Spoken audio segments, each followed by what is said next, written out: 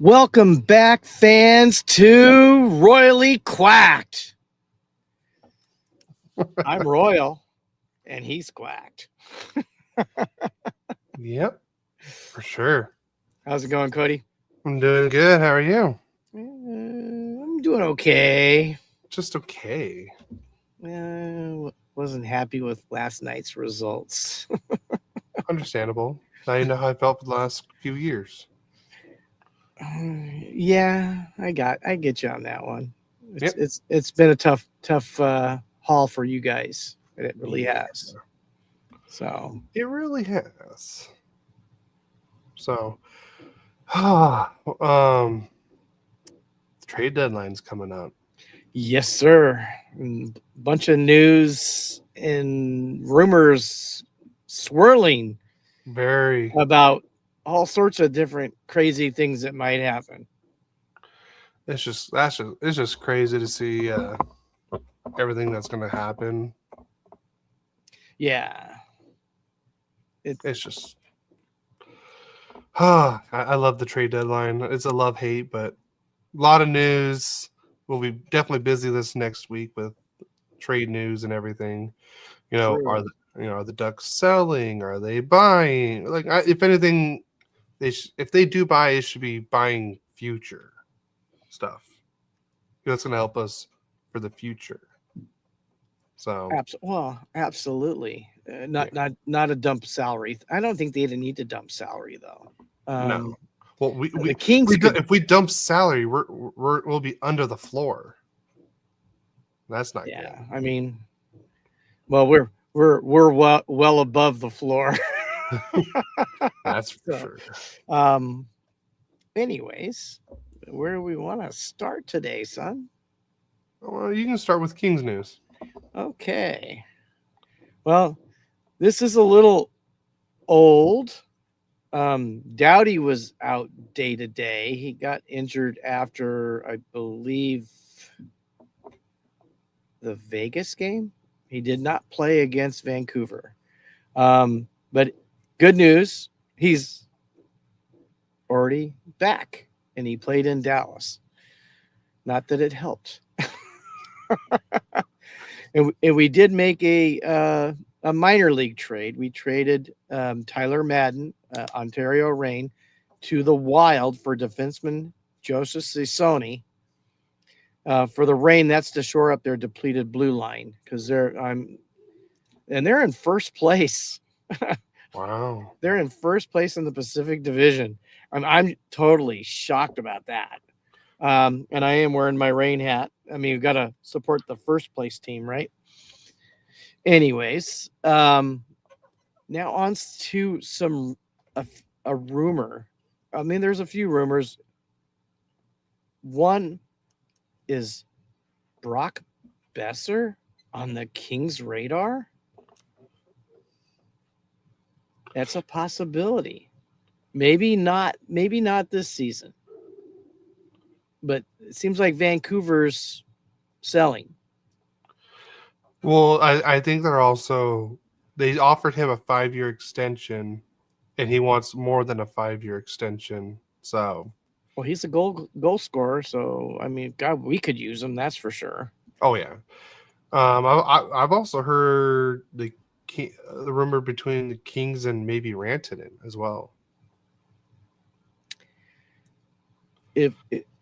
No, I hope it's not as a rental, and that we give too much away. Well, I think did we put that? Did I put that on the notes? But Elliot Friedman was saying that if Carolina can't sign Rantanen to an extension, they'll either just use him as their own rental, or they can trade him off to someone else and hopefully get back some assets back from the Rantanen trade from Colorado. Yeah, and he's already at like $4 million, and if someone retains another half, you can probably get him for like $2.5 million. yeah, And I know, but it isn't the money that would. I mean, that would make that attractive. But yeah. what would you have to trade? Yeah, that's the thing. I mean, you're going to trade a Byfield for that. Are you gonna? So would you trade Byfield for Rantanen if Rantanen was going to sign a 8-year extension with the Kings? Would you do that? God, that's a hard. Maybe. Because like if I mean, Randon is a proven asset. because I would probably in a heartbeat trade Zegras or McTavish for Rantanen if Rantanen was going to sign an 8-year deal. Yeah. That's what I would do. Yeah. I could see that. I mean, that's a possibility. I mean, because I'm going to skip my next one in the notes because that isn't a rumor. I'll go to my next rumor, which brings up: are the Kings considering trading Byfield to upgrade their offense, as Yard Barker reports? Ooh. Yard Barker? I never heard of Yard Barker. That's different. Yeah, I was playing around yesterday morning, looking for any kind of Kings news, and I ended up finding that. And the other thing I found, which is another rumor, is about Brant Clark. But instead of a rumor, here's my question to you fans: trade him or keep him? Depends on what you get back. Yeah, but you got a young defenseman that's gonna be possibly a Norris Trophy guy. Would you? Possibly, Is he left shot or right shot? he's a right shot, Okay. and right shots Norris Trophy guys are rare. It's always left-handed guys are, right? Well, no, just right-handed defensemen in general Yeah, are rare. that's why, of the question. And the last bit of my Kings news is good news. Liam Greentree has already reached 100 points in the OHL. I mean, he seems to be on the fast track. I'm thinking he's going to be definitely in Ontario next year and probably in the Kings in 2027. He'll be on playing for the Kings 2027. You don't think he'll be playing for the Kings next season? It could be. It's a big jump from the OHL to the NHL. I mean, True. I could see maybe he would go to the OHL, and if he plays like he's playing in the AHL, if he's playing there like is in the OHL, I could see a call up, and I don't know if he'd start there. But then again, I mean, look at Gauthier. He hasn't played AHL, right? Yeah. I mean, if he has maybe a game, I mean, he's been in the NHL from the start. Yeah, but he was also college and older. I know he's older, and I understand that. Yeah. But how many times have we seen a 17, 18-year-old come in and play right away?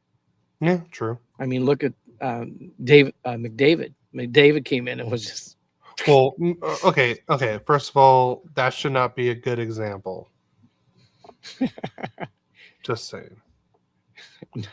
You don't think so? No, but he's McDavid's a generational talent. Liam Greentree is a good first-round player, but he's not going to be no Connor McDavid. Well, is anybody ever going to be a Connor McDavid? Yes. I don't know. I mean, they're all different. Yeah. McDavid is definitely not just a general. He's a freak. He's super freaky. Yeah. All right. So is that it for Kings news? That is it for Kings news. All right. So we will move on to Ducks news. Boop. All right. The Ducks have acquired Ville Husso from the Detroit in exchange for, and this breaks my heart, for future considerations. It breaks my heart to lose that. Oh, a bag of pucks. A bag of pucks. Maybe we pay for their soda and their vending machines for the rest of the season. I'm just pulling stuff out of Moneyball now. And he will report to the San Diego Gulls in the AHL. But here's the thing: the Gulls win their 7th game in a row, and Ville Husso is the first player or goalie in Gulls history to get a shutout in his debut game with the team. So far that trade is looking really good right now. Well, So, he does have NHL experience already. So yeah. So the reason why the Ducks acquired Ville Husso was because Callie Klang went down with a long-term injury. So right now it would be Ville Husso and Oscar Dansk being the goalie duo in San Diego. Because now Gibson is back again because they already set Dansk back down. So there's pros and cons to this trade, pretty much. Pros is we get a good goalie for the AHL because obviously the goals have been bad this season, and it'll give him a good goalie to have for the rest of the season because he's a UFA at the end of the year, anyways. Since Kelly Kling got injured and everything, the con is we helped Detroit get more cap off their salary cap because I think Husso's making. Let's see if I can find it on cap wages. It doesn't say on cap wages, of course. But Ville Husso is making 3.6 million this season. Sorry, yeah, 3.6. So the Ducks are taking on what about a million or so of it because it's like the last 20 games, so it's like prorated and everything. So the Ducks should have gotten something in return also for taking cap as well. Because if you think about it, you really could have gone after any AHL goalie or to fill in for Callie Klang for the rest of the season. But no, you go for someone that is an NHL caliber goalie who has a higher cap hit and everything. So I don't know how I feel about that. But other than the cap, it's a great trade. All right, yeah. Next bit of news. Ducks forward, and here's sad news because I'm pissed off about this one a little bit. Ducks forward Trevor Zegras gets suspended for 3 games for interference against Red Wings forward Michael Rasmussen. Rasmussen. Yeah. Okay, I'm not gonna deny it. He deserved the suspension. Not gonna deny it was a late hit to the head. Hit to the head, deserve the suspension. I'm not doubting that. That's not why I'm mad. The mad is because tonight I'm going to the Ducks game. And he got a 3-game suspension. And tonight's the 3rd game. I'm playing my violin for you right now. I got a hand gesture for you too, but I don't want to get in trouble. Oh, that's a better way to say it. Probably you won't get in trouble for that like I did. Yeah. How many podcasts ago? Seriously. I got definitely a good hand gesture for you. But yeah, that's the reason why I'm pissed. Because I would love to see Zegras play. Yeah, That's it. because he was injured when we went, I believe, right? When we went, he didn't play, right? No, I don't think he did. Yeah, so I'm like, okay, cool. He's healthy. He's looking good. He's playing well. Bam, suspension. I mean, if anybody's gonna make a highlight reel play on the Ducks, it's probably gonna be Zegras. Yeah. I mean, everybody else. I mean, not that they're not great players, but he has flair. Oh yeah, 100%. And people like flair. Yeah. No, I agreed. Thought I had something. Oh, here it is. Next bit news. Elliot Friedman speculates that a team like the Ducks might consider making a significant move to acquire Mikko Rantanen. So here's what he said. If Rantanen does go to the trade market, I wonder if a non-contender that wanted him for the future would get involved. There would have been would have to be permission to talk and acknowledge he would sign. This is purely in my head, but a team like Anaheim, which wants to make another step, and they took big swings last summer, trying to get for Marchessault and Stamkos, that might also improve Carolina's return. But again, this is all speculative. The goal is to keep Rantanen for Carolina. So, because the Ducks do have probably out of most teams have the better trade package to help what Carolina lost with the Natchez and Drury trade in Rantanen. Guys definitely have a pretty good prospect pool. So. Yeah, so we can do that. Gibson for Rantanen. Boom, done. Just kidding. All right. I think they'd want more than Gibson. I know. I'm just kidding. Here's another one. I forgot where I got this from. I should have wrote it down. But the Ducks, Sabres, Hurricanes, Blackhawks, and Devils could be potential spots for Jordan Kyrou from the Blues. I would love to see a Jordan Kyrou on the Ducks. He's a player. Yeah. So, and the last bit of news. Sorry.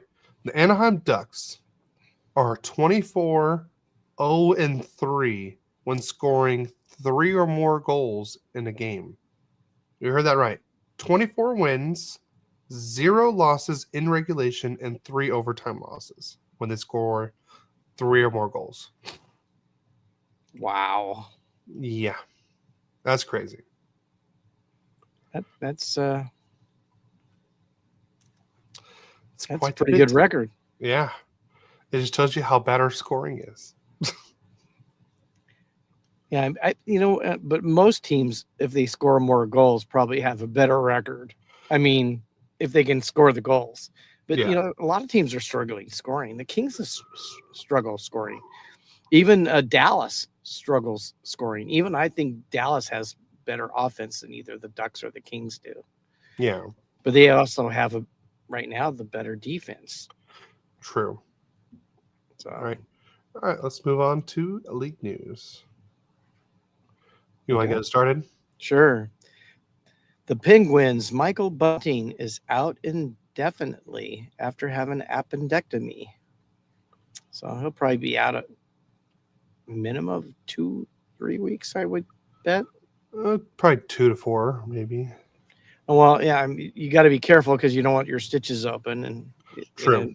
It needs to really bind because of all the contact you might have.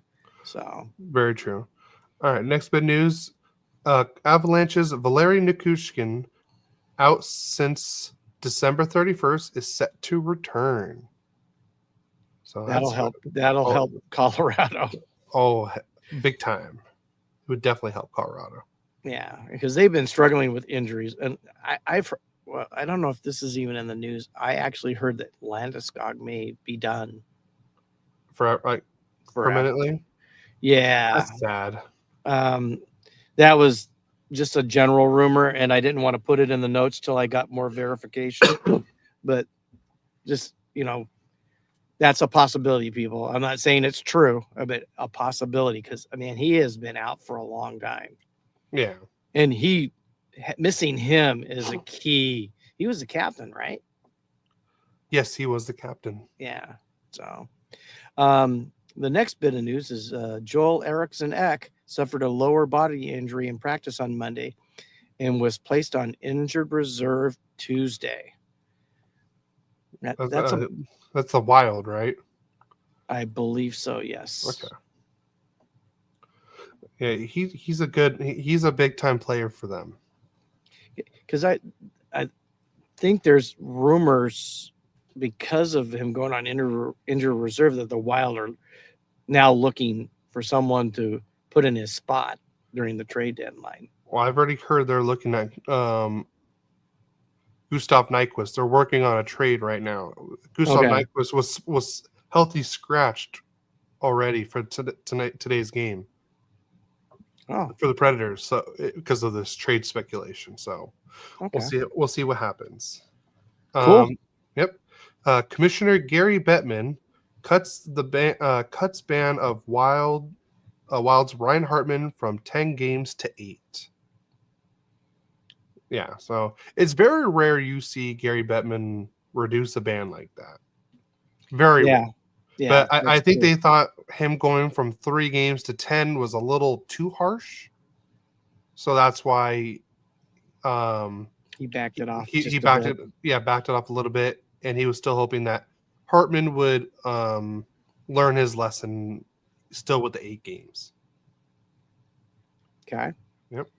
Well, Seth Jones' future with the Chicago Blackhawks is a topic of growing interest in the NHL rumor mill.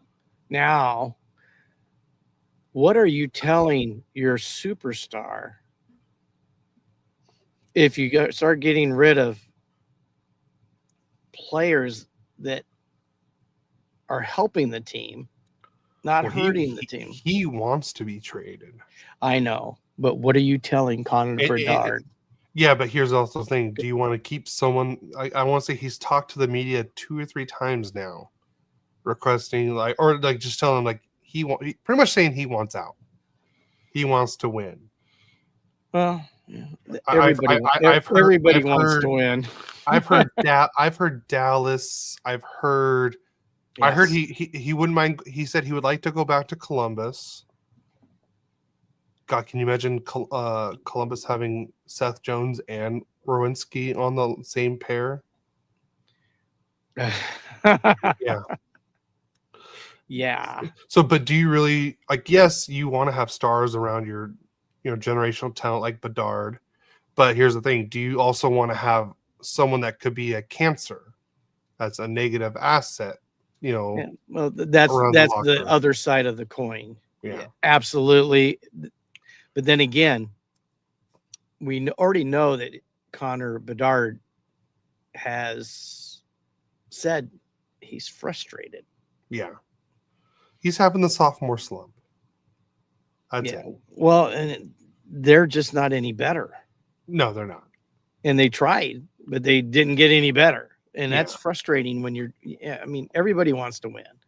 Unfortunately, only one team wins every year, as we know. Mm-hmm. So it's pretty special when you do. So. Yeah.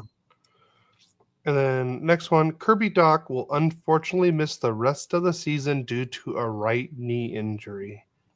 I mean, this guy just can't stay healthy. I believe he got hurt at the beginning of last season and missed pretty much the whole season or the whole season. He's with Montreal, right? Yes, he's with Montreal now. Because he was a 3rd round pick for the Blackhawks. Third overall pick. Yeah, a 3rd overall pick. That's what I meant to say. Yeah. Wow. Yep. Okay, per Ryan Kennedy, the NHL is considering making teams wear white jerseys at home. The last time the NHL had white jerseys at home was back in 2003. They made the change in 2003-2004 season. Wow. What do you think of that? I don't know. I mean, pretty much in high school basketball when I was doing it, they were supposed to be wearing their white jerseys. Not everybody did, but, and that was supposed to get reported. So, anyways, okay. I don't know. Now, I sent this question to the Jeff Merrick show. Hopefully they answer it. We saw 4 Nations. Everyone watched it. Tell me it did not look sweet having red versus blue. The red jerseys versus blue jerseys. Or even Canada, Sweden, red versus yellow. Why? And it was under NHL rules. Why can't teams both wear whatever jersey they want as long as it's not gonna, look too close, too similar? You have to have contrast between the team. I totally. You know what? we're visual people. Most people, I mean, we watch a lot of movies, TV. We're on our phones. We want visual, and I Yeah. have no problem with that not happening. I mean, tell me this would not look amazing. The Ducks full orange home versus the Kings full black going I think against each other. I think Oh, it would. that would look so Oh, yeah, sweet. would. I totally agree. Like because I was just thinking like um what was it like like when you go against like the Flyers, yes, both teams can't wear their orange, duh, you know. But tell me like Red Wings red versus Toronto blue would not look sweet. It's, Mom even commented on the Instagram live. I don't like white jerseys. They should have their colors unless they match. So thank you, Mom. I appreciate that. I agree. I tell me like even when the Ducks had this jersey, this versus other team, like the Ducks could have literally almost wear this for all 82 games because no one else had this kind of color. I bought Mom a white van, and that's when I found out Mom didn't like white cars. Yeah, but I just tell me that would not sound look so amazing. Like, say the Rangers come to town, you got the Rangers blue versus the LA Kings all black. That would look so cool on the ice too. Like tonight, obviously you can't have the Ducks wearing their full orange and Chicago wearing their red because it's too close. Obviously. Well, And then just I do actually like their white jersey though. I do like the their white jersey. Blackhawks. No, Oh, the Ducks. the Ducks. I like No, their white agreed. jersey.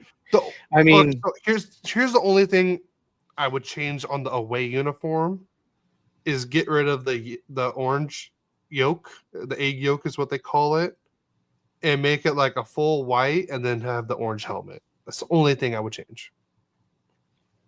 yeah. And then for the home jersey, everyone's saying it's too the home kit. It's too much orange. I mean, I like it. I'm used to it now. But here's the thing. Those are things that you can make minor changes on. You can easily change the socks. You can change to black pants if you really want to change.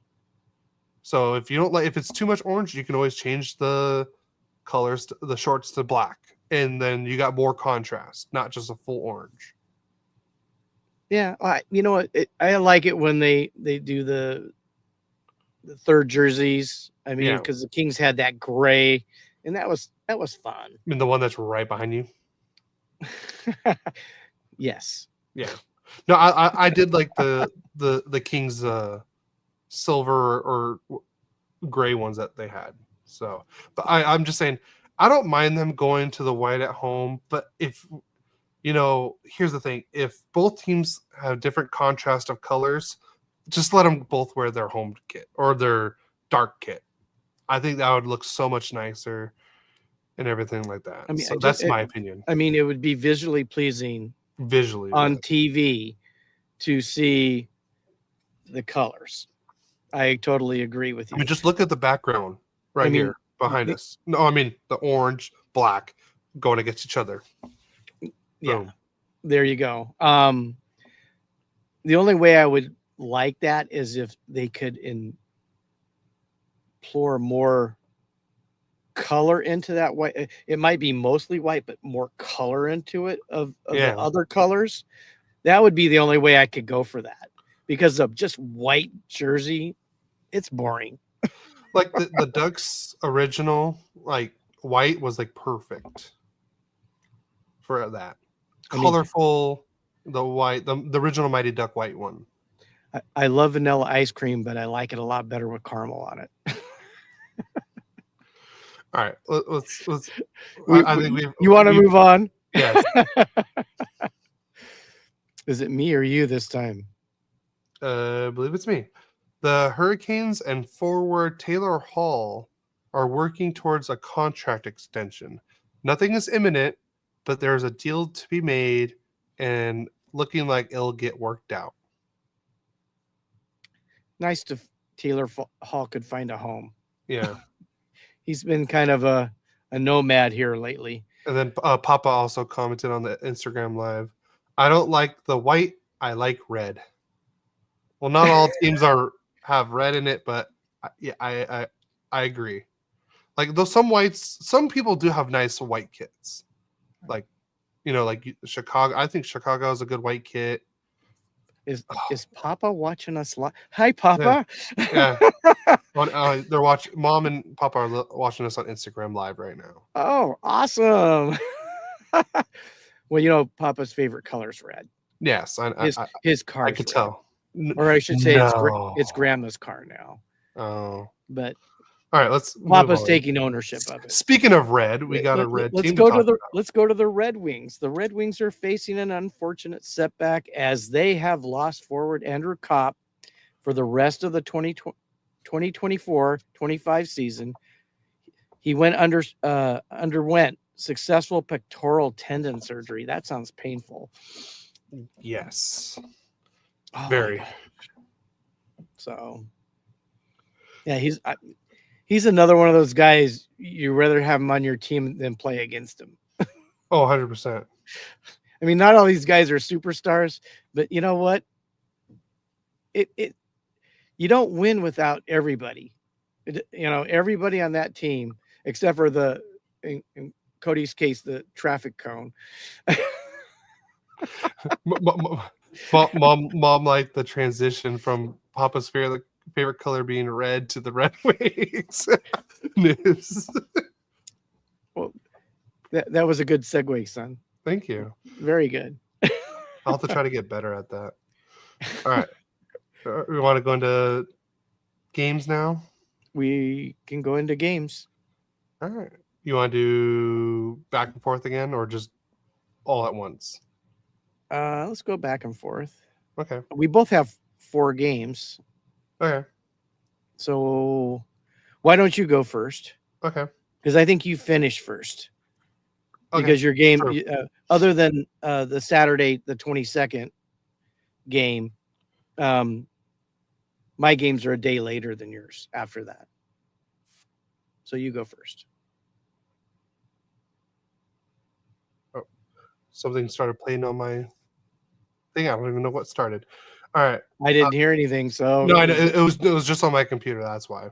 The Ducks were started in Boston. So Boston, was very busy the last few days before this game because they had the Four Nations Championship in Boston, and the Ducks play in Boston right away after that.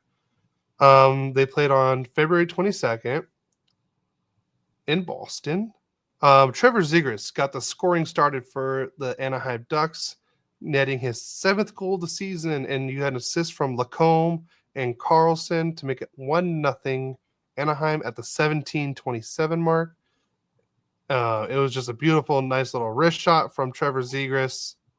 Yeah, like I said, he's been playing very well. It was just a 2-on-1 pretty much. Lacombe and Zegras were coming down the 2-on-1. Zegras passed it over to Lacombe, and then Lacombe passed it right back, and he netted it right in. And then Frankie says on Facebook, "What's going on, boys? What's up, Frankie? How's it going? Should we say go Yankees?" And then he said something, but I don't think I'm allowed to put that on the stream. He said, let's just say something Canada. Oh, okay. I get it. Yeah. And then, but I appreciate it. That was funny, Frank. Frank Vetrano gets the 2nd goal of the game, his 17th of the season. Assist from Gudis and Lacombe make it 2-0 Anaheim. He scored at the 9:22 mark on a tip-in shot. This, I believe, was this was just a beautiful play by beautiful shot pass by Gudis. Oh yeah. He says that all right, here you go. There you go, Frankie. I put it up there for you. He says I can put it up there because it's blocked off. I know. So I'm going to leave that one alone. But Gudis had a nice little shot pass to a wide open Frank Vetrano, and he just pretty much just had to tip it right in. So great play. So it's 2-0 Anaheim after one. Then we move to, and then he says, I love how Pop said, "Go Yankees."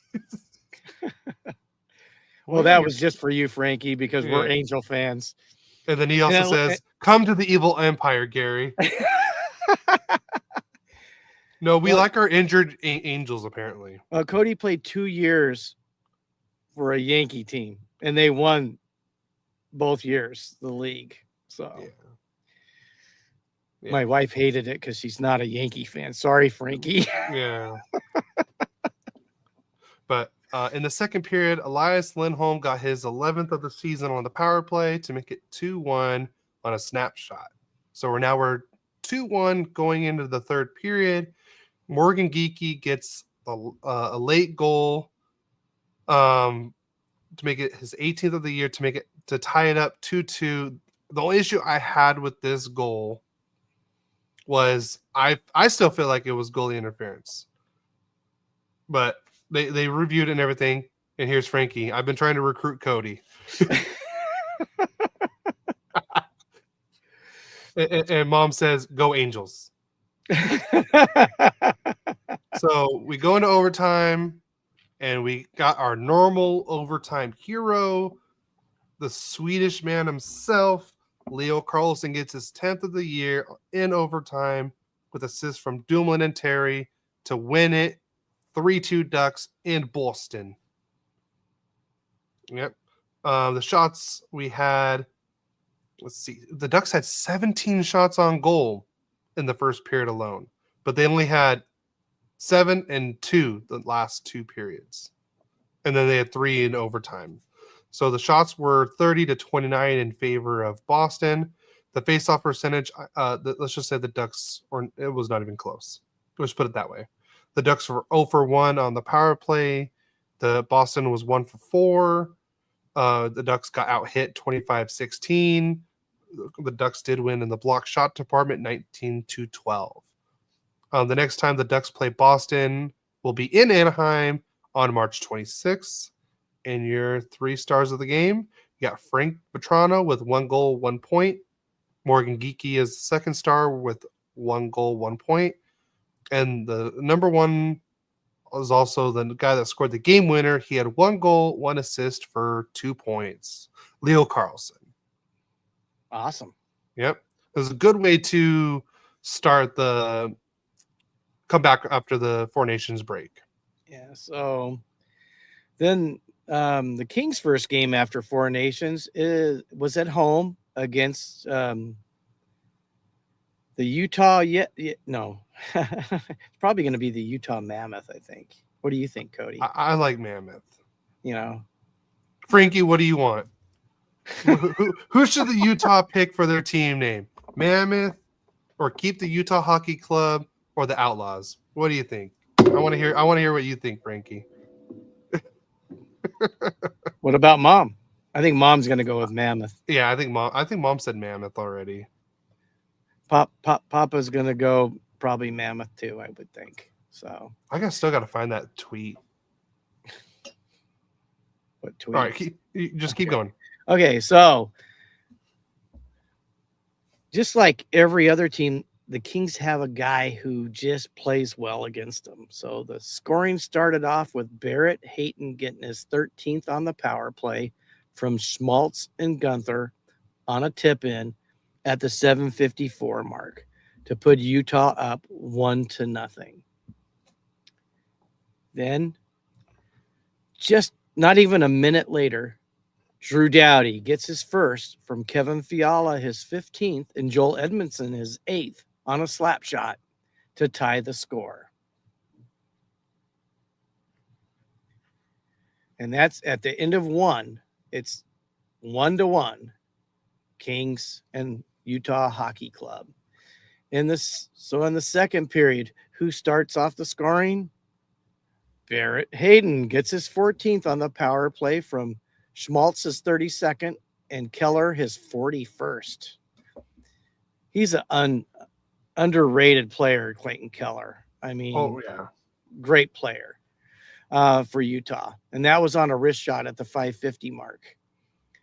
But up and coming Kevin Fiala has been playing awesome since Four Nations. He gets his 22nd on the power play, which that's a rarity with the Kings to get a power play goal. From Kopitar his 33rd assist and Doughty his second on a slap shot to tie the game at the 7:59 mark.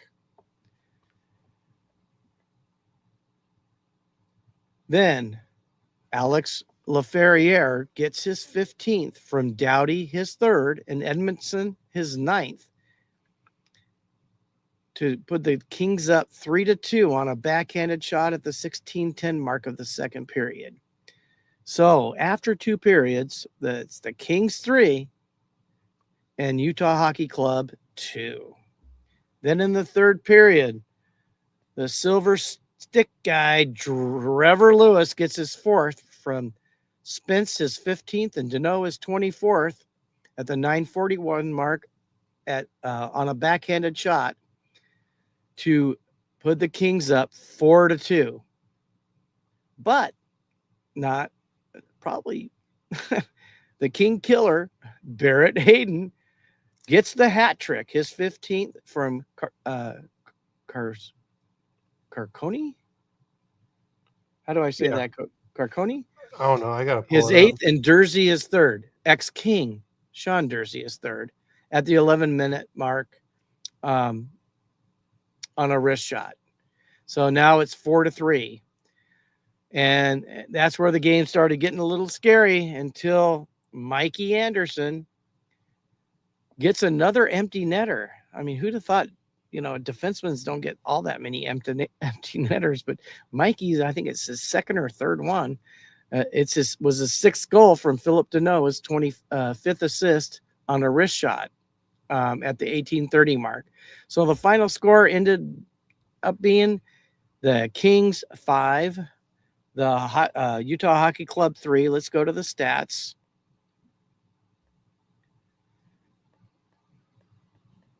Shots on goal, actually Utah 28, Kings 26. And not often do the Kings get dominated in the faceoff circle, but they did in this game, 58% to 42. And then on the power play, Utah was 2 for 2, and the Kings were 1 for 2. As far as hits, the Kings out hit them 24-20. They out did on block shots, the Kings 23, Utah 20. Giveaways, this is where the Kings won the game. 23 for Utah, only 13 for the Kings. And then on the takeaways, it was Utah 3, the Kings 1. Let's go to the 3 stars of the game. I'm sure you know there's a Utah guy in there because he had a hat trick, right? But the 3rd star was Kevin Fiala with a goal and assist. The 2nd star was Brett Hayden with 3 goals. And the 1st star was future Hall of Fame defender Drew Doughty with a goal and 2 assists. Mom says Mammoth. I thought so. Let's go on to your next game, Cody. All right. Next game, the Ducks had a back-to-back to start from the break. The Ducks go to Detroit. That's a weird back-to-back. Boston to Detroit. But let's just say this game did not start good at all for the Ducks. Marco Kasper gets the scoring started, gets his 10th of the year. Lucas Raymond with his 40th assist of the year. It was a deflected shot. Detroit takes the lead at the 3:11 mark. And then about a minute and 18 seconds later, they get a power play. Actually, the Ducks take 2 power plays. Literally 2 power plays at the same time. I believe it was... Yeah, Lundestrom got a tripping against Tarasenko, and then they called Brian Dumoulin for tripping on Soderblom at the same time. So probably the number one. I think that they're the number one power play in the league. You give them a 5-on-3 for a full 2 minutes. What do you think is going to happen? But Detroit gets the scoring started pretty much 8 seconds in. They get Alex DeBrincat gets his 26th of the year on the power play with assists from Larkin and Patrick Kane on a wrist shot at the 4:29 mark. So it's 2-0 Detroit. But it's okay. Psych, it's not. At the 5:06 mark, Patrick Kane gets his 13th of the season on the power play from assists from Sider and Raymond. So it's 3-0 just after 5 minutes into the first period. Yeah, like I said, did not start good. Anyways, but it's okay. Ryan Strome is here to save the day. He gets his 8th of the season from Terry and Vetrano. So now it's 3-1 after 1, and his goal was at the 8:24 mark.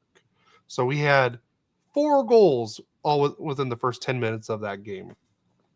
And then the second period, Michael Rasmussen gets his 9th goal of the season on the power play, assist from Comfort and Gustafson, and on a deflected shot. So it's 4-1 Detroit in the second period at the 2:14 mark. At this point, a lot of people would have just turned off their TV and thrown something at their TV. But Cutter Gauthier got his 10th of the season to make it 4-2 Detroit on a deflected shot. I don't even think he even knew he deflected that thing in. But assist for Lacombe and McTavish. So now it's 4-2 going into the third period, and the Ducks do not do good being down like that.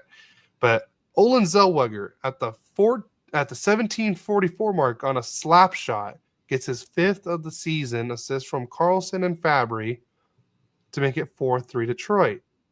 And then with the extra man, with the extra man, Cutter Gauthier gets his 11th of the season and 2nd of the game to tie it up 4-4 at the 19:07 mark on a backhand shot.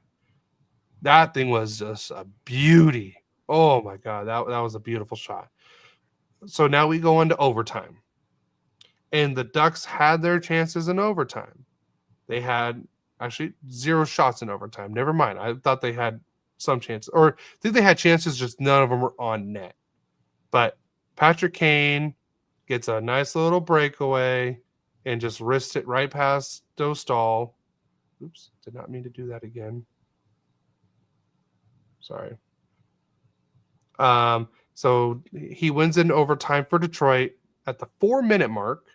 So Detroit wins 5-4 in overtime. The stats we got: 36-28 for shots in favor of Detroit. Faceoff percentage was a lot better than last game, but still not good. It was 54 to 46. The penalty kill, bad. Bad. I mean, bad. 3 out of 4 for Detroit. Bad. Got nightmares from that. And the Ducks for 0 for 1 on the power play. What? I'm sorry. Just the way I did it and everything. You know, it's a good thing Milo wasn't in the room with you, because he thought he would be a bad dog. Oh, he is. Bad. The Ducks did out-hit Detroit 37-28. Block shots were even. Giveaways 18-16 in favor of Detroit. This concludes the season series with Detroit. Each team won 1 game, so season series tied. So now, 3 stars of the game. You had Lucas Raymond as the 3rd star. He had 2 assists for 2 points.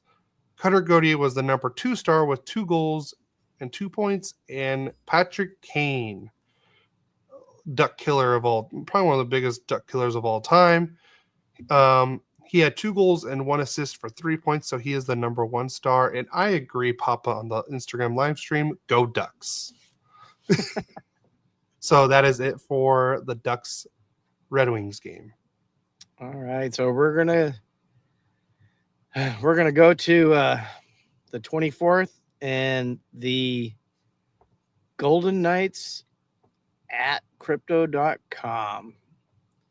And Vegas just seems to always be better than us.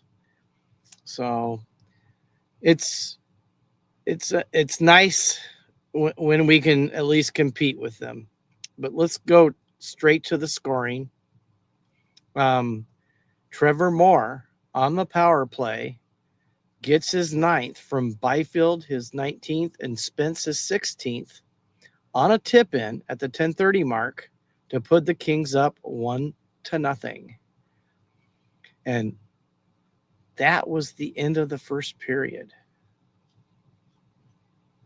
So let's go to the second period. Ex-King defenseman Braden McNabb gets his 4th from Hurdle, his 22nd, and Korsak, his 5th, at the 10:26 mark on a wrist shot to tie the game. Then probably one of the biggest king killers for Vegas, Mark Stone, gets his 15th from Hannafin, his 18th, and Howden, his 10th, at the 16:41 mark on a tip-in to put Vegas up 2-1 going into the third period. And unlike most games, the Kings came to play. Trevor Moore gets his 2nd from Fogle, his 15th, and Kemper, his first assist of the season. Congratulations, Darcy. You got your first goal to tie the score 2-2, 42 seconds into the third period on a wrist shot. Then Warren Fogle got his 15th from Byfield, his 20th, at the 8:31 mark on a backhanded shot to put the Kings up 3-2. And I was listening to this game. This was a fun game. At least it was for me. Joel Edmondson got his 5th from Kempe, his 22nd, and Byfield his 21st on a slap shot at the 15:28 mark to put the Kings up 4-2. To finish off the game, Kevin Fiala on a backhanded shot scores his 23rd from Kempe, his 23rd, and Byfield his 22nd at the 17:41 mark to finalize the game. Kings beat the Vegas Golden Knights 5-2 with a dominant third period. Let's go to the score, to the stats.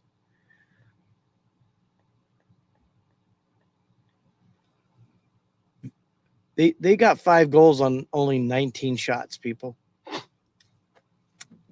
I mean, they got outshot by Vegas 23-19. They barely wait. Say that one more time, but be very excited when you say that. What? The shots. 23 for Vegas, 19 for the Kings. No. Just say the numbers. 23-19.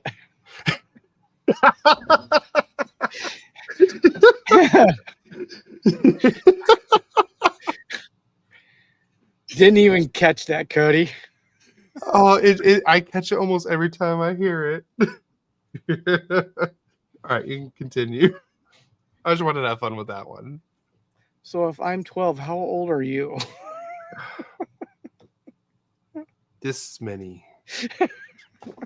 Okay, so on the face-off circle, the Kings squeaked that one out 51-49.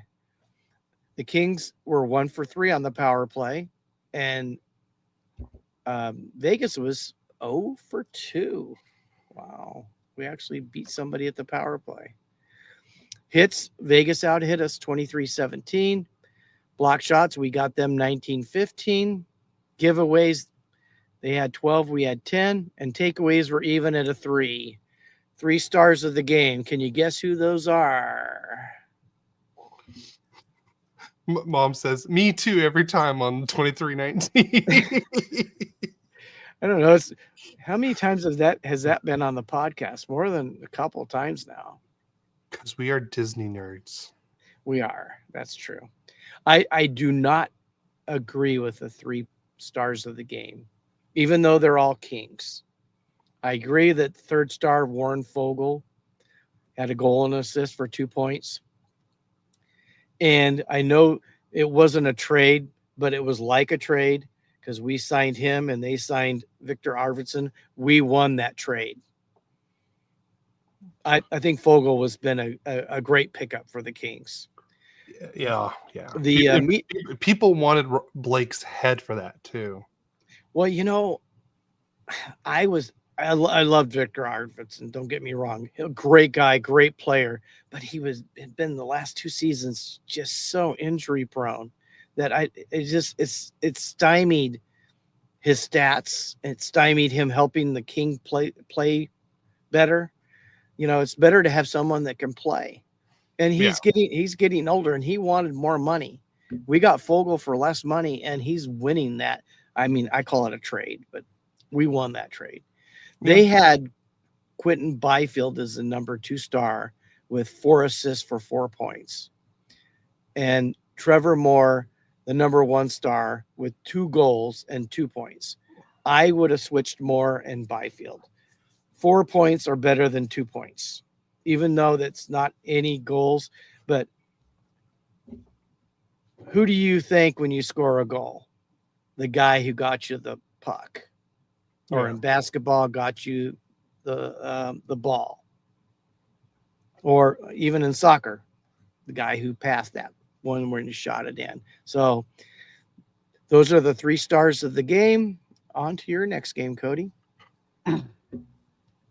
Our next game, the Ducks go to the Buffalo Sabres. This was the complete opposite of the last game. The Ducks start off really strong. They get not 1, but 2 power play goals. That's right. Mason McTavish gets his 14th of the year on the power play with assists from Jackson Lacombe and Troy Terry. It's 1-0 at the 3:05 mark on a slap shot from Mason McTavish. So it's 1-0 after 1, and here's the second power play goal. Leo Carlson gets his 11th of the year with assists from Michikov and Lundestrom to make it 2-0 at the 4:58 mark on a slap shot from Carlson. So it's 2-0 going into the third period. Great news, right? Nope. JJ Paterka gets his 16th of the year to make it 2-1 Anaheim at the 1:56 mark. Then at the 5:34 mark, Alex Tuck gets on a nice, it was a wraparound. He literally got his own rebound and tapped it in. So I don't really know if that's really a tip in, but he gets his 20th of the season at the 5:34 mark. So now we're tied 2-2. And then at the 9:31 mark, Henry Yokoharu got his 3rd of the year to make it 3 Buffalo, and the Ducks fall, give up all 3 goals in the third, and the Ducks lose this one 3-2. Shots on goal was not even close. 37-18. Face-off percentage 56, or say 50. Sorry, 57-43. The Ducks were 2 for 4 on the power play. That's probably the only good news about this game. And then and the penalty kill was for us was 3 for 3. So we killed all 3 penalties. So good news for that too. The Ducks got out hit 33-26, but we did win the block shots 18-11. Buffalo won the season series between these two teams, winning both games 3-2. So let's go to the 3 stars. The 3rd star, Alex Tuck, with 1 goal and 1 point, was the number 3 star. Henry Yokoharu got with a 1 goal, 1 point for the 2nd star, and then Dylan Cousins with 3 assists. He's building up his trade right now, trade value. He had 3 assists for 3 points as the number 1 star. Wow. Yep. So back to me, huh? Mm-hmm. Let's go to the Vancouver Kings game. Wow, So you got to say that better. I mean, the Canucks versus Kings game. Because Yeah. it sounded like you said the Vancouver Kings game. Like the Kings are from Vancouver. Well, they might as well be. They own us. We had no issue with them. Yeah, you're welcome. You got to win on that because of me. Yes, I know. Yeah. Okay. First period, of course. Niels Hoglander scores his fifth from Derek Forbert, ex-King defenseman. His sixth assist on a wrist shot at the 9:56 mark. And after one period, the Kings are losing 1-0. Then in the second period, Connor Garland on the power play gets his 15th from Cheadle, Heedle. his 12th, Josh Heedle. Keetle. Heedle. Keetle. Heedle. Just Heedle. Oh, it's H? Yes. Heedle. Heedle. There you go. Atta girl. I saw a strange woman sitting. She's sitting right next to the We have a pond. ghost amongst us. And his 12th and Dakota Joshua his third to put Vancouver up 2-0 on a wrist shot at the 13:07 mark. So after two periods, shut up. No, it's what Christina said. What did she say? She's like, "Am I still visible?" Oh shit. Okay, that's our one bad mom. word. Mom says behave. I don't know. That's for you, not me. That's for you. I am. I'm the number one child. I always behave. I even have a sweater that says favorite child. So she's talking to you. Okay. He's out of the inheritance, honey. Yeah, Mom says Gary. Ha. Okay, continue. Okay. So in the third period, we go in with Vancouver leading 2-0, and Adrian Kempe gets his 26th from Gavrikov his 17th, and Byfield his 23rd on a snapshot at the 1916 mark to put the Kings just a goal behind 2-1. Then at the 14:01 mark, Warren Fogle gets his 16th from Jordan Spence, his 17th, and Moverari his 5th to tie the game 2-2. And the game, or the third period, ends with a 2-2 score, so we go to overtime.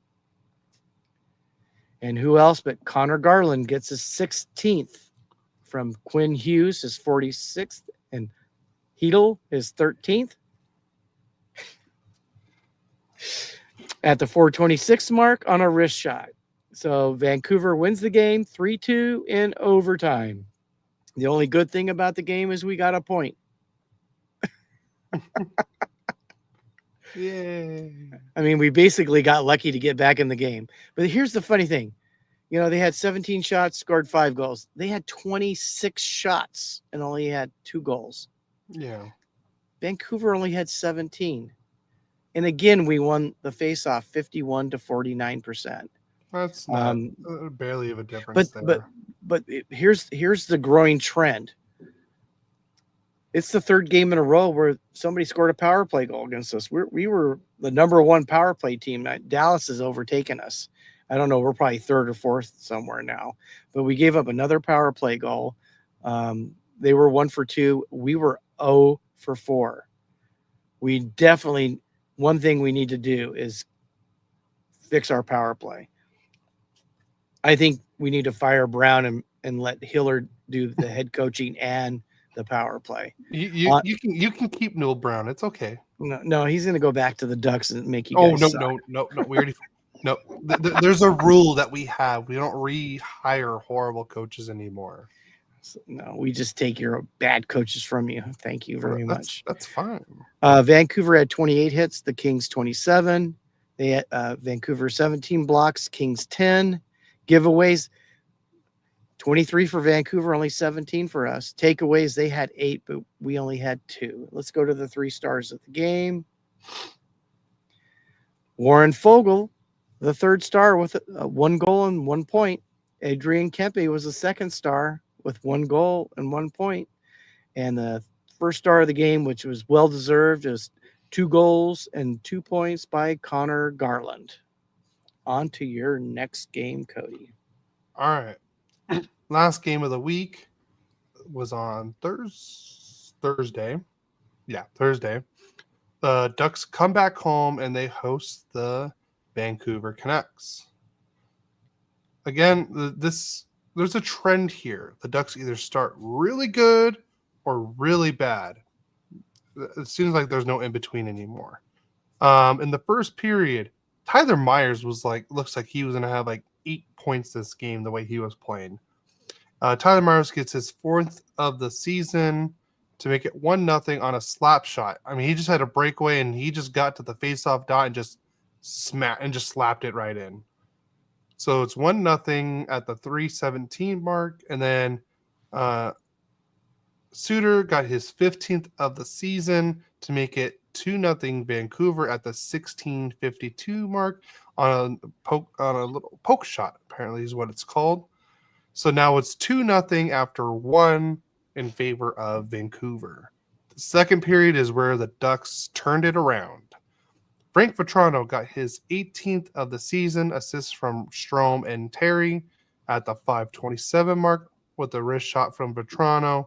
This was just a sweet play all around, and I just love Vetrano's celebration. He just turned and looked at the crowd and just look at me. I scored. I just love the celebration. I was pumped after that. And then at the 9:09 mark, Cutter Goody gets his 12th of the season with assists from Isaac Lundestrom. So now we're tied 2-2 on a snapshot from Cutter Godier. And then at the 18:41 mark, Ryan Strome scores on a beauty of a wrist shot with assists from McTavish and Terry to make it 3-2 Anaheim. So now it's 3-2 after 2, and then we go into the third period. Normally, this is where the Ducks give the game away, but not tonight. Jackson Lacombe at the 15:46 mark gets his 10th of the season on a wrist shot with assist from Mason McTavish with his 17th. And then they Vancouver pulls Arnos, why am I blanking on his name? The goalie's name. Sos? I just had it and I blanked. But they pulled the goalie, and then Troy Terry gets his 17th of the season on an empty netter.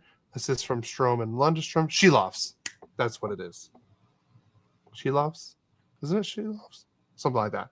But yeah, so Terry gets his 17th. So now the Ducks win. Everyone gets fried chicken yesterday. So because the Ducks score 5 goals.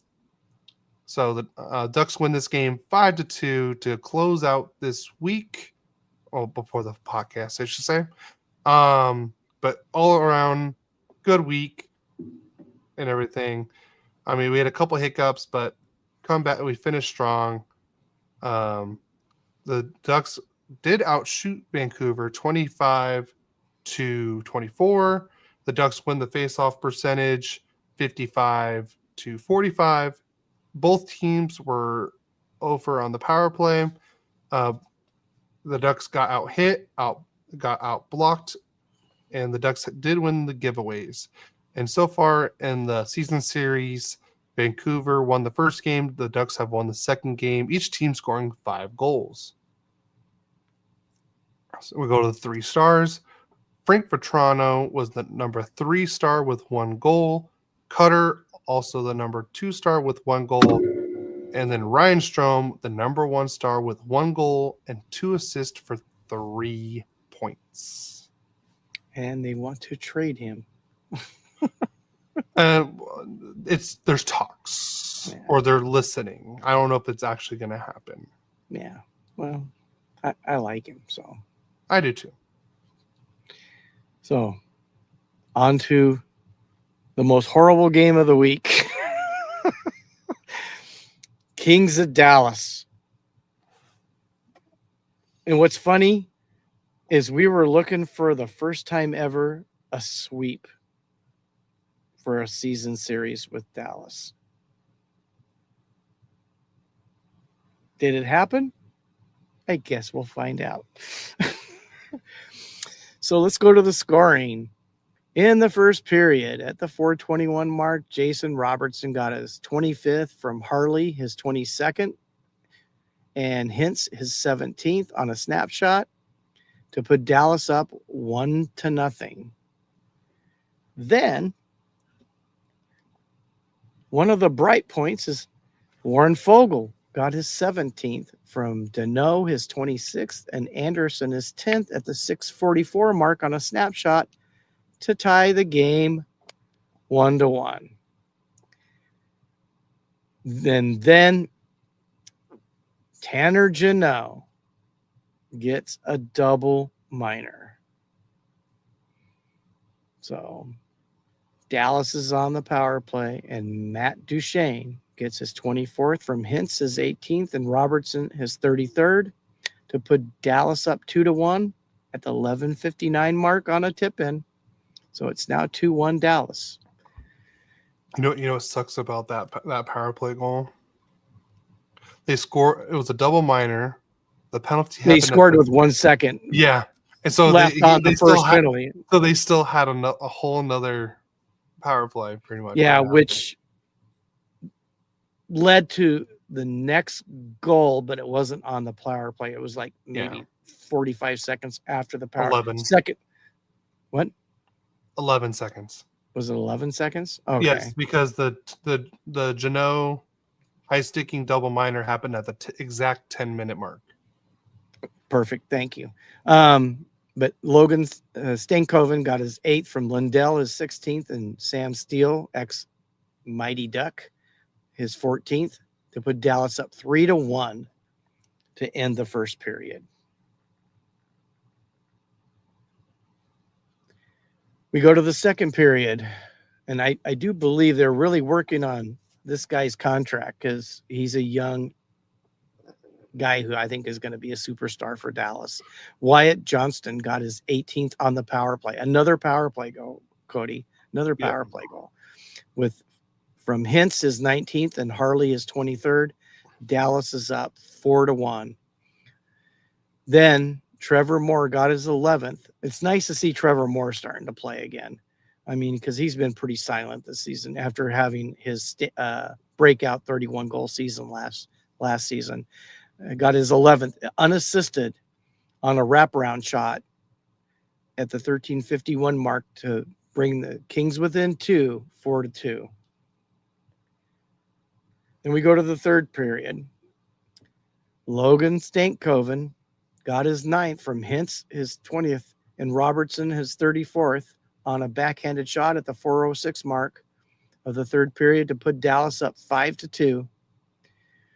And then not a shorthanded goal. We have a power play, and they give up a shorthanded goal to ex-Mighty Duck Sam Steele, his 6th, and it was unassisted to put Dallas up. Final score 6-2. Let's go to the stats. I'm sure that's going to tell us why we got our. Some of it tells us why we got our butts handed to us. The shots on goal were close: 32 for Dallas, 31 for the Kings. Face-off circle, we were 59%. They were only 41. But here's where the big difference right here. Kings 0 for 4 on the power play. Dallas 2 for 3 on the power play. We did out-hit them 28-15. Block shots were close. Dallas 16, Kings 15. Here's another reason we lost 6-2. Giveaways. Dallas had 9. Kings had 22 giveaways. Now, we did beat them in the takeaways 10-3, but that really didn't make much of a difference. I don't see how there could be a king in the 3 stars, and there isn't. Sam Steele, with a goal and assist for 2 points, was the 3rd star. Stankoven was the 2nd star with 2 goals and 2 points. And Rupe Hintz was the 1st star with 4 assists and 4 points. So Now the nice thing is on our predictions, Cody, we were both 50% each. Instead of both of us 0 for whatever, or 1 and 3 or 1 and 4, we were both 50%. So maybe that's a tide turner. You are Yeah. now at 22 and 27, and I'm at 27 and 22. And I guess we're going into predictions, right? Yep. Predictions. So am I going first? You go first. Or are we doing player of the game first or player of the Oh, week? player of the week. Okay. For the first time ever, and I didn't even realize it, I have 3 players. I had a hard time picking. I really thought it was going to be between Byfield, who led the NHL in assists this week, and Kevin Fiala, who was like first or second in goals. But the guy who was consistently scoring every game also was Warren Foegele. So my kings of the week are Byfield, Fiala, and Foegele. Okay. Mine is. I had a hard time choosing this one. A lot of players had great weeks, but there was one player that stood out. He had 1 goal and 4 assists. It's funny because I couldn't decide, so I gave my wife Christina options. I was like, "Hey, I'm gonna just tell you the stats." Of course, if I would have told her their names, she wouldn't even know who I was talking about. But I just said, "Hey, here's what they did this week. You pick the player of the week," and she's like, "All right, pick the guy with the 4 assists," and that is Jackson Lacombe.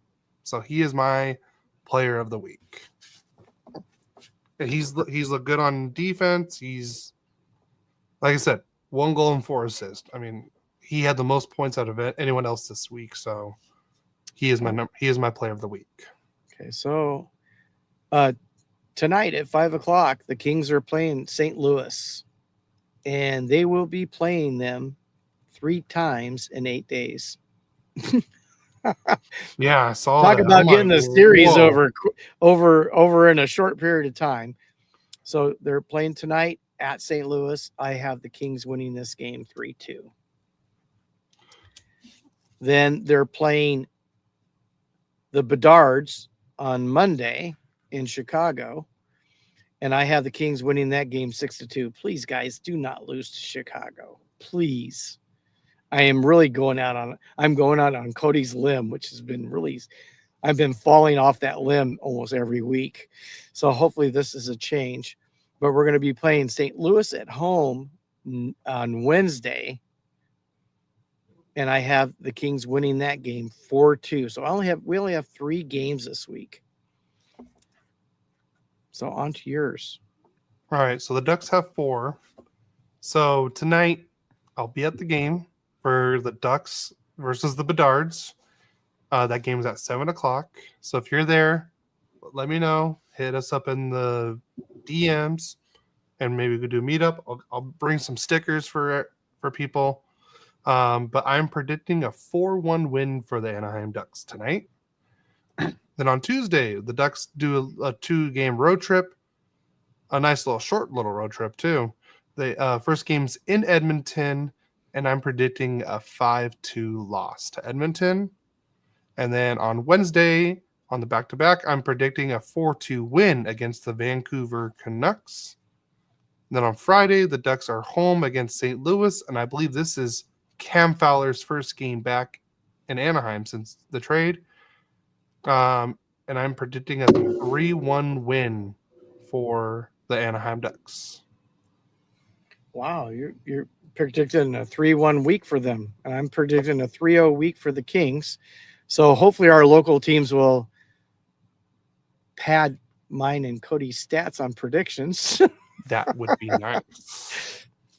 It would be nice if you lost that second game though and beat those stupid Oilers, because The Ducks always struggle against the Oilers, though. That's the thing.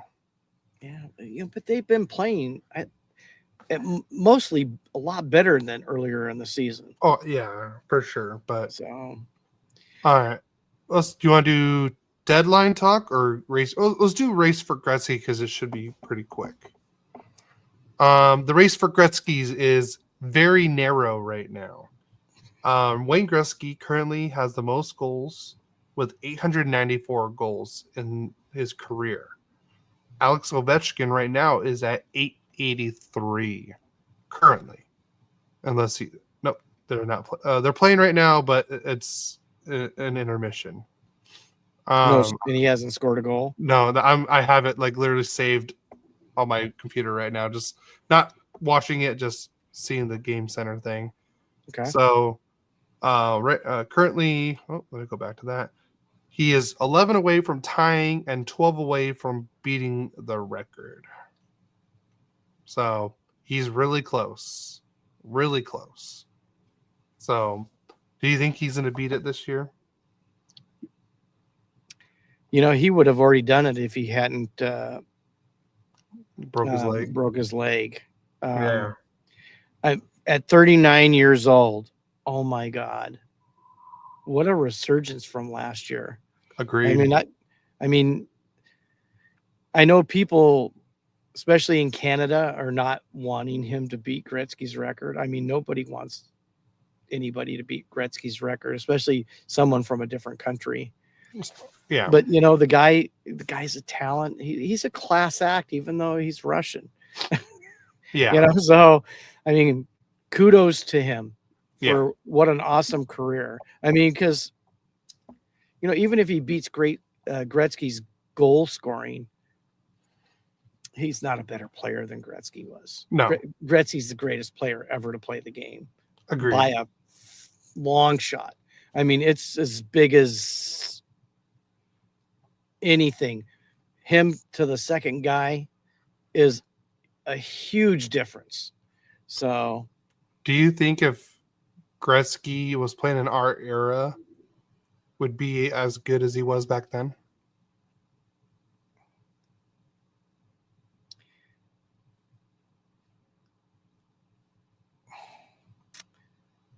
I think he'd been as good. Would it have accumulated the same amount of points? I'm not sure. Yeah. I mean, because you have to realize when they were playing, they weren't calling interference very often. Yeah. So they had to get through all that. So that wasn't a problem. But I think the goalie pads were smaller back then. So it was more goals we're going to score. Not as technical and everything. You know, but then again, if he would have been born, you know, 30 years later, I think he'd still be the scoring leader in NHL. Yeah. I mean, the guy had it, whatever that is. Yeah. He was one of the, major it players that just has it and it just works for him. Yeah. I mean, he wasn't the biggest guy, but I mean, he could see things happen so far in advance. It was incredible to watch him play. So, yeah.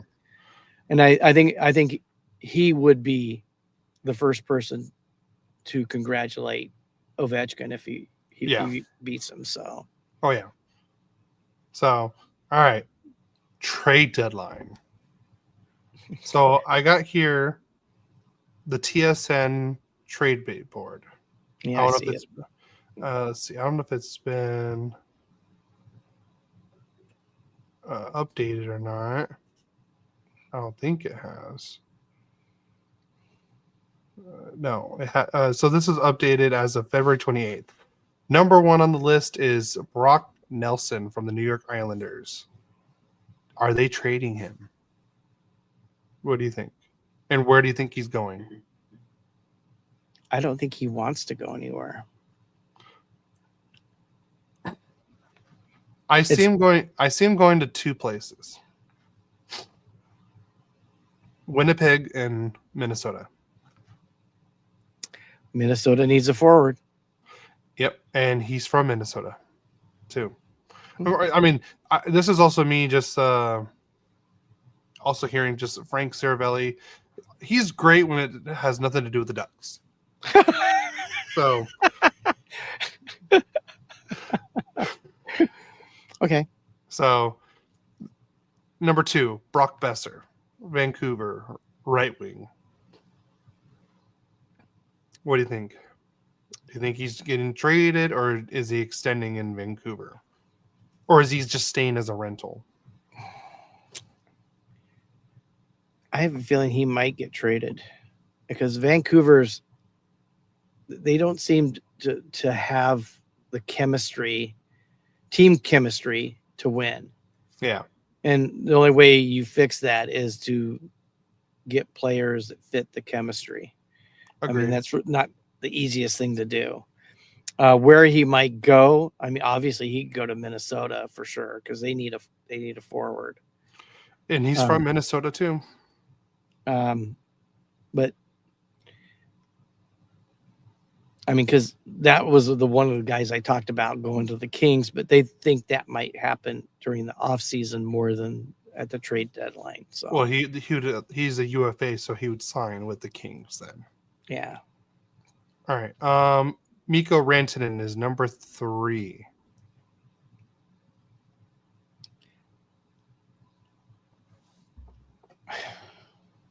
You know, I could see him being a rental if you could get him cheap enough, but I can't.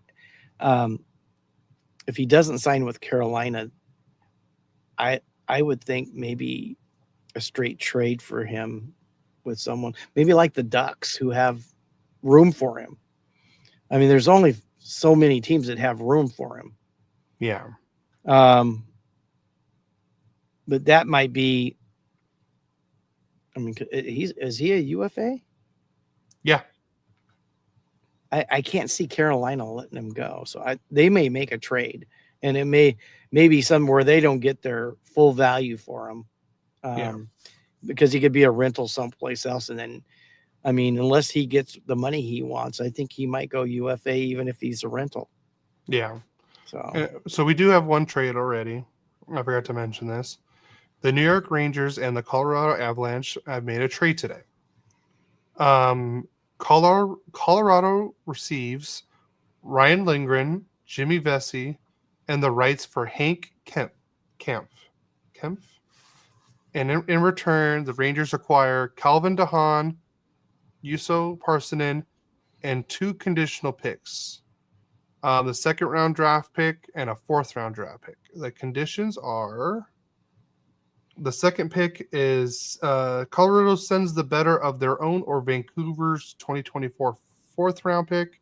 Oh, sorry, and then the 2nd-round pick is Colorado sends the better of Carolina's or New York Rangers 2nd-round pick.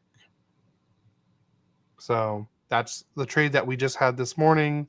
And we already talked about Gustav Nyquist already got healthy scratched for trade speculation. So there could be more trades coming. You never know. So probably going to happen. There's going to be some trades. We know that. Yeah. So who would you like for the Kings to get? Oh, well. Okay, like realistically.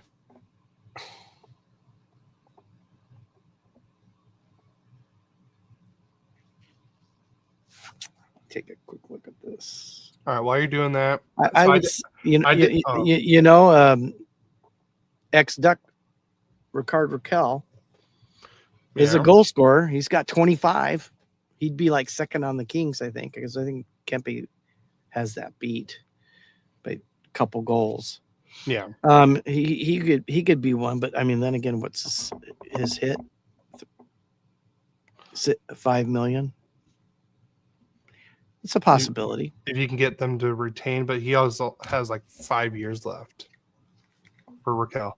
Yeah, there's been talks about Raquel going back to the Ducks. He's got 3 years left. Oh, 3 years left. Yeah. There's been talks about Raquel going back to the Ducks. Like we said earlier, there was the Rantanen, there's Kyrou. It all depends on what we get. As long as we don't, I don't think we should be buying for rentals this season. That's not what I want. We're already doing kind of like what I wanted us to do. Be in competitive games more towards the end of the year. So that's what I'm looking for right now. Don't waste future assets for rentals like that. So, so what I would do is if you're going to buy, we would be what we call soft buyers and buy for the future. So, like Kairu, Rantanen, Raquel, those are players that have like if you're gonna get Kairu, I think Kairu has term. I don't remember how much. I could look it up. And then what's the other one I'm thinking about? What's it? Jordan Kairu has his cap hit is 8.1 for 8 years. So I think did it just start? He's in year 2 of it. So right now. So like I said, he's already signed long term. Raquel has, you said, 3 years left. If we get for Rantanen, I would only do it is if we extend him right away. Because the only way Rantanen or players are getting 8 years is if they're on their team before the trade deadline ends. After that, if you want to sign a player that's on another team, the max you can give them is 7 years. So I did ask on Instagram for people to send in their predictions or pretty much what they want for what they think the Ducks and Kings should do for the trade deadline. Chris from Late Arrivals, thanks, Chris. He says Lundestrom gets dealt by the season. I don't know if he means by the deadline or by the off season, but I think he's an RFA. So if I'm guessing, it's more this season, like the trade deadline. So he thinks Lundestrom can get traded. I can see Lundestrom getting traded. But I like Lundstrom. I like the way he plays. I do too, and I think he should stay and just be. He's a good fourth line center. He's someone that you can rely on being in that fourth center, the 4C role. Yeah. But the Ducks trading, I say Dublin for sure, just so we could shore up the defense core. So that way Minty or Zellweger are not getting scratched every game. We can have all three of them playing, or both of them playing. Next one, Fabry, maybe. He's a maybe. I don't think anyone's going to take him though. And then I think the Gibson trade is going to be more of an off-season trade now, if I had to guess. It's going to be more of a off-season trade where teams kind of have more idea what's going on with the salary cap. They have more space, more assets and everything, better idea of what they want to do for the next season. And then who's the other? Zegras is not getting traded unless it's the only way I see Zegras getting traded is if we go for like Kairu or Rantanen. So, like I said, I don't see them doing anything else other than that. See, he's a right wing and a center. Kairu is, but like I said, that's the only way I would do Kairu. I don't know if I would trade Zegras for Kairu. It depends. But for Rantanen, it depends. Like I said, all depends on the deal. So, but you have anything else? How about a trivia question? Go for it. Who holds the record for the most points in a game? Are you talking about in the history of NHL? Yes.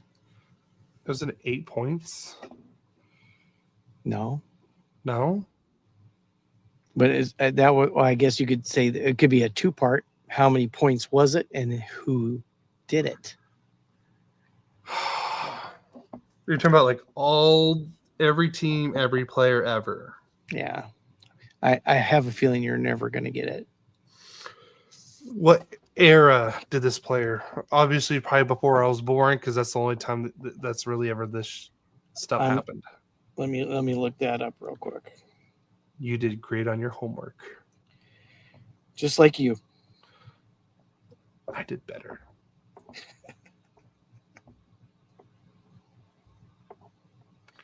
I still couldn't find the. He is currently 74 years old. He was born in 1950. So Okay. he's from it's a little bit of a hockey family. Just tell me, because I'm obviously not going to get it. Okay, so it was 10 points. It was Daryl Sittler. He had 6 goals and 4 assists. Okay, I've heard Daryl Sittler before.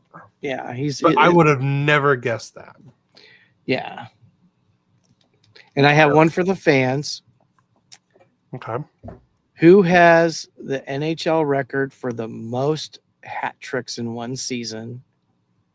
And Cody, make sure you put it in the notes next week that we give the answer. And they can sit there and send it to us however they'd like, by email, by Instagram. Or joining on the live stream and telling us. You can do it right now and I'll give you the answer. Okay. Over under. I'm gonna go 1.5. Trades for the Kings. Do they think they make more than 1.5 trades? No. Okay, major, like not AHL kind of trades. Like I know, not like what happened where they got Yeah. the defenseman for the forward. mhm. I think at the most they make one trade I'm going. I'm gonna go on the over on the Kings. for the Kings. For the Ducks, I would go on the over for the Ducks, I would definitely go over. because I mean I see them. Yeah, Dumoulin, Fabry, maybe Gibson. Maybe them acquiring someone for the future. Who knows? We could see Lacombe getting traded all of a sudden, or Zellweger, or Minty. You never know. I think Lacombe is a no. Yeah, but He's their best defenseman right now. yes, he is. Oh, I had another one. Do you know, as of 2 days ago? I'm not going to talk about the games for the last 2 days. Okay. Who was leading the NHL in hits or blocks? Never mind, blocks. Trouba or Gudis? It was Trouba. Yeah. Excuse me. He had 155. Wow. There was somebody right behind him though, so he does have value.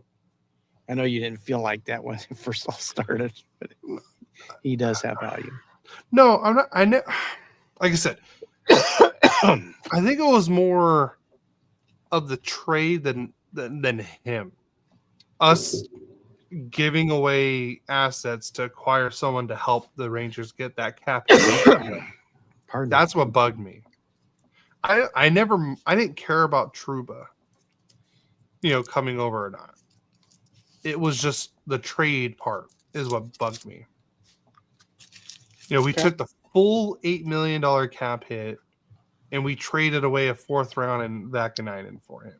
We got nothing else in return. We didn't get a draft pick. We didn't get a prospect. Nothing. That's what pissed me off about the Trouba trade. But all right, we're at an hour and 40. I guess it's time to get out of here. Get out of here. Got things to do. I know. I gotta start getting ready. We're gonna leave around 2:00 to head over to our friends, and then we're gonna drive over there. Who's going with you? Sydney and her husband CJ. Okay, don't know them. So, all right. Well, you guys have fun. Yes, but before we get out of here, everyone, please don't forget to follow us on all social media platforms. We're on Instagram, X, Twitter, whatever you want to call it, Blue Sky, Threads, and everything. Please, it's at Rolly Clacked for all of those. If you want to join us on the live stream, you can join us on Twitch, YouTube, or follow us on Facebook as well, or Instagram. I'm trying to post it live on there. That's where we got a lot of our comments too. Let me see. Do we have any other comments? Nope. So if you want to join the live stream, please. We're usually on every Saturday or Sunday morning. Next week will be a little different because my dad has morning plans, but we will be back on Saturday evening next week. Yeah, I'm helping out this, even though I am a senior chair. I've officiated 15 years high school volleyball, and I'm doing chair volleyball for the seniors next Saturday morning. So I did it last year. It was a lot of fun. I want to do it again. It just sometimes they need to have fun too. Yeah. So. We may be going live. We'll do for like a little trade deadline recap of everything. We'll probably maybe around 4 or 5 o'clock on Friday, probably around that time. Maybe we'll see. Sounds good. We'll post something up and let you guys know if we're gonna go live on Friday or not. For just that's just to be just trade deadline talk. There should be, unless the only news we'll probably won't even talk about Ducks or Kings trade unless it's a big trade. Like a franchise altering trade kind of thing. Somebody gets ranting in. Yeah, someone gets ranted in, or if the Ducks get Kyrou, or something like that. But please, if you're listening on just a regular podcast, please just give us a follow on and subscribe on YouTube and Twitch. We would really appreciate it. Just the more the merrier. We would really like to get to at least 25 followers by the end of the season. That would be help subscribers. That would help us out a lot. Let's put it that way. You can continue listening on and downloading the episodes on Spotify, Apple, and all that. Yes, Adam, I know you already follow us. Adam's on the Instagram live. Yes, Adam, we know that. Hi, Adam. But just everyone, just go follow us on and subscribe on YouTube and Twitch. We'd really appreciate it. And then you could join us on the live stream, like my mom, grandpa, and now Adam. You guys all know Adam. You've seen him now. And he says hi, Gary. So, but we'll have Adam on again. Yes, I'd love to have that, especially since the Four Nations. We can always go back on how that went down too, and everything. Yeah, he was part of the pre for that. We all made our predictions, which nobody was right. Yeah. I was probably the most wrong on that because I predicted Sweden just because of Carlson mostly, and I wanted to be a little different. Also on Apple, please leave us a rating and a review. If we have any reviews, if you leave one, I will read it right here on the live stream on the podcast. And then we now have comments on Spotify, so you can leave us a comment on Spotify and leave us a rating there too as well. We'd very much appreciate it. Like I said, we just like having fun. We like doing this. We love talking hockey, especially about the Ducks and Kings. And Adam says you don't want to get me want me to get started on the Four Nations. All right, so we'll see you next week, Adam. Then we'll have you on then. So that way we can get you started on the Four Nations. It'll be a little later next week. Yeah, a little later. So and also the following week because I will be on vacation in Texas. Yeah. Well, no, we're going to try to do it at 10 o'clock Pacific time. It'll be 12 o'clock Central time. Adam said. So maybe we may have a guest star next week. Who knows? Yeah, we need either him or Eric. We haven't had Eric on in a while either. I don't know how busy he is and what his schedule is. We need to have Eric and his fantasy hockey advisors on with us too. Yeah, he's in first place. Oh, he is. Oh, wow. Yeah. I haven't been paying attention. So, but thank you everyone for joining us on the live stream. Again, thank you to Mom, Grandpa, and Adam. Now, I'm glad you joined us late, Adam, but hopefully we'll catch you next week and everything. So, you have anything else to say? Go Kings, go! All right, and let's go Ducks. And I'll see you guys tonight at the Honda Center. We'll see you guys next week. Yes.